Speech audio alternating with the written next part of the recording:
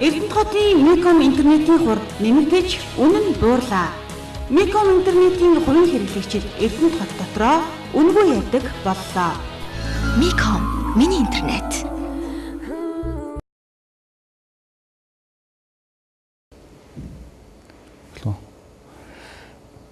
За өмнөх тайлбар дээр болохоор бид нэр одоо модемо хэрхэн холбосны дараа компьютер дээрх connection хэрхэн үүсэх үү гэдэг заавар үзсэн байгаа. Одоо эдгээр холболтыг хийсний дараа одоо гарч болох алдаанууд гэдэг алдаанууд байгаа. Жишээ нь одоо энэ дээр 678 гэдэг ийм алдаа гардаг. Энэ алдаа нь болохоор ерөнхийдөө холболтын алдаа гэж заадаг. Холболт нь болохоор маш олон төрлөөр гарч болно. За жишээ нь одоо энэ дээр үгж модемны холболт буруу холбогдсон үед модемтой дагалдаж ирсэн одоо утасны утас болон бусад юмнуудыг одоо яг номоор нь холбохгүй сольж холбосон гэх мэтээр ямар нэгэн холболт нь буруу хийгдсэн. Жишээ нэг бол модемо зөв холбосон юм модемо асаагүй ч юм уу. Энэ тохиолдолд ерөнхийдөө 678 гэсэн алдаа гардаг. За дараа нь 691 гэсэн эдгээр алдаа гарч ирдэг. Энэ нь болохоор тухайн хэрэглэгч маань холболтоо хийчээд одоо connection үүсгэх гэж ярьдаг. Энэ connection үүсгэхдээ одоо username password гэдэг байгаа. Тэрэн дээр username password-а буруу оруулсан тохиолдолд 691 гарч болно.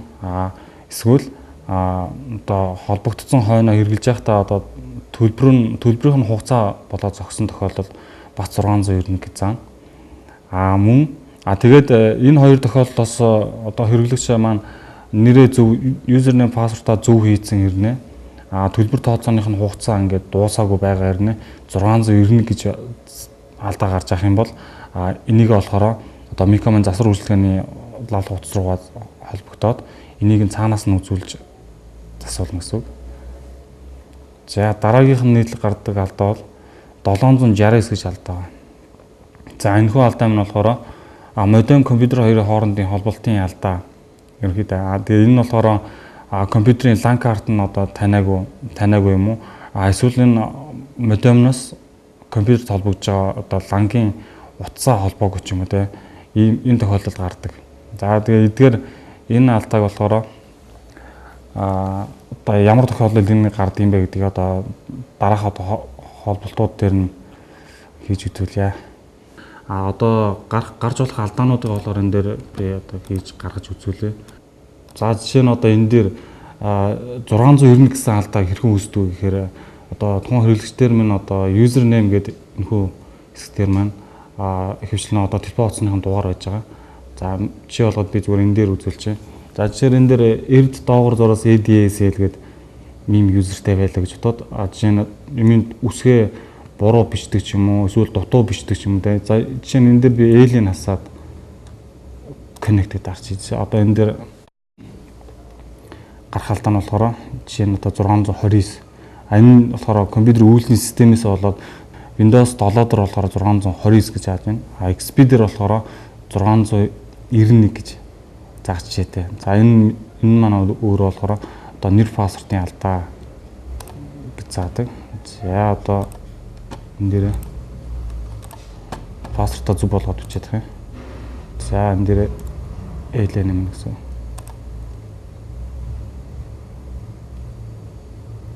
За энэ маань ингээд нэр пассвортаа зөв бичээр ингээд интернет маань холбогдож байна.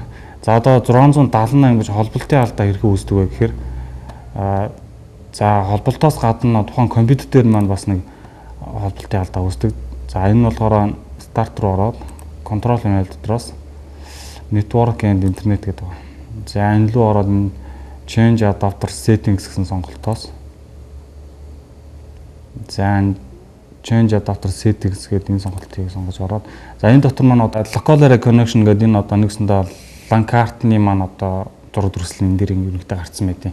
За энэ дээр одоо 678 гэсэн алдаа маань хэрхэн үүсдэг вэ гэхээр одоо энэ за энийг идэвхжүүл за дахиад үзүүлээ. Идэвхжүүлж яагаад идэвхжүүлнэ гэдэг маань тухайн зэн дээр курсороо нэг дарахаар цэнхэрдээд ингээ идэвхжинэ. Энэний дараа маусны баруун товшоо буюу маус 2-оо дарна гэсэн. За жишээ нь энэ дээр enable гэдэг байна. За enable-ийг дарчих. За энэ тохиолдолд одоо ланкарта нээж байгаа гэсэн үг. За одоо хааж үзүүлье. За тэгэхээр энэ disable гэдэг энэ сонголт байгаа. Энэхүү сонголтыг сонгочоор. За энийг сонгочоод за Micom-ын үүсгэл маань энэ чинь байж байгаа. За энэ лүгөө одоо ороод connect гэдээ дарахаар тоон холболтын алдаа маань заа. За энэхүү юм маань болохоор одоо уншиж ийн ачаалж ийн гэдэг зааж байна.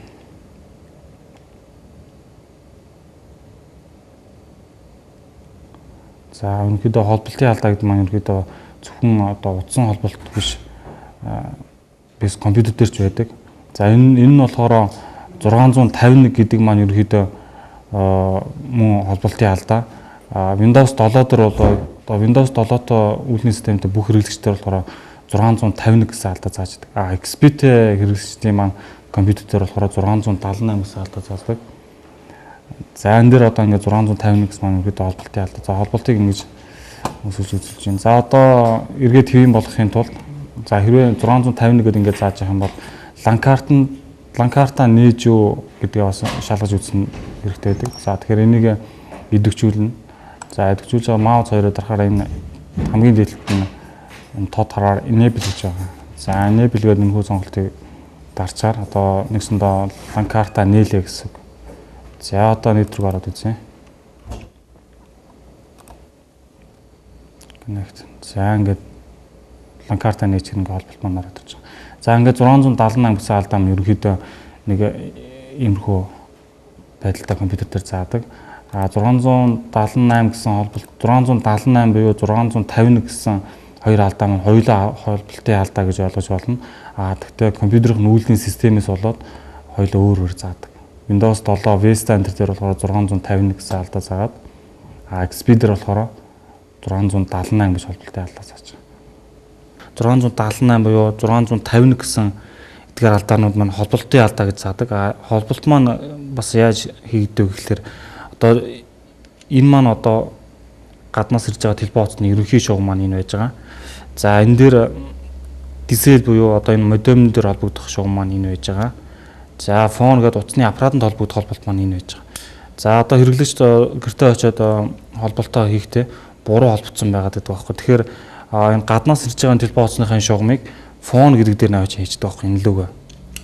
За тэгээд disable гэдэг дээр нь яг disable зөв холбосон ч гэсэн за энэ утасны аппаратанд холбогдох хэсгээ line руу холбогдсон мэт энэ. За инхээр энэ холболт маань ерөөхдөө буруу болоо явж байгаа. Одоо энэ болохоор холболтын алдаа заах хэрэгтэй. За тэгэхээр зөв холболт маань ерөөхдөө энэ гаднаас ирж байгаа телефоны ерөнхий шугамаа энэ сплиттер буюу салаалагчныхаа line гэдэг одоо энэ хүү оролтон дээр маань гаднаас ирж байгаа телефоны ерөнхий шугам энэ дээр ингээд холбогдно. За энэ тал дээр фон гэдэг байгаа. За энэ нь болохоор телефон аппаратанд холбогдож байгаа. За энэ телефон аппаратанд холбогдоод энэ DSL гэдэг энэ оролтон дээр маань модемтэй холбогдож байгаа энэ хүү холболт маань ингэж холбогдох хэрэгтэй. За энэ холболт маань ерөнхийдөө одоо стандарт холболт байх нэ. За дээрх алдаануудаас гадна бас одоо 720, 797, 815 гэсэн эдгээр алдаанууд ерөнхийдөө гарч идэг. За жишээ нь 720 гэсэн алдаа маань ямар тохиолдолд гардыг гэхээр энэ болохоор нэгсэндээ Windows-ийн алдаа буюу тухайн компьютерийн маань одоо жишээ нь хэрэглэгчсэн маань компьютероо форматлцсан юм аа тэгээ эргээ суулгах гэсэн чинь 720 гэсэн алдаа зааж ийн гэж хөвчлө орж ирдэг. Тэгэхээр энэ 720 гэсэн алдаа маань одоо компьютерийн үйлдвэрлэлийн систем одоо буруу таних ч юм уу дутуу суух ч юм уу энэ тохиолдолд гардаг. Ялангуяа одоо ланкарта таниулаагүй байгаа тохиолдолд бас ингэж зааж байдаг. Ер нь бол үйлдвэрлэлийн системийн алдаа гэж заадаг. Тэгэхээр компьютер форматлахдаа үйлдвэрлэлийн системд бүгдийг сайн таниулж суулгаж явах хэрэгтэй байдаг. За дараагийн алдаа болохоор